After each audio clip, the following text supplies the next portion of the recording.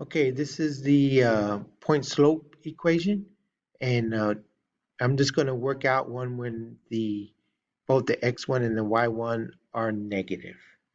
So you're going to have a problem, and they're going to give you the slope, and let's say the slope is 2. So if they give me a slope of 2, and they say it goes to the point of -10, comma, -3, well then again everything's given. There's my slope, there's my x1, and there's my y1. So I'm gonna go ahead and write everything over here. My m is 2, my x1 is -10, and my y1 is -3. And I did one with negative numbers just because it is a little different.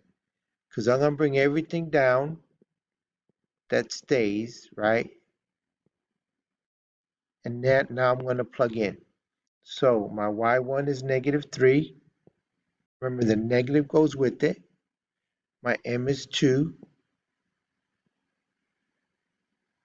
and my x1 is -10. See, if they weren't negative, I'd be done right now.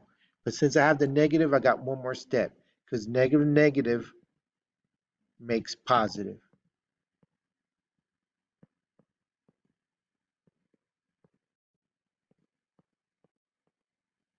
So whenever you have the negatives, you got to remember it's going to change that side to a positive.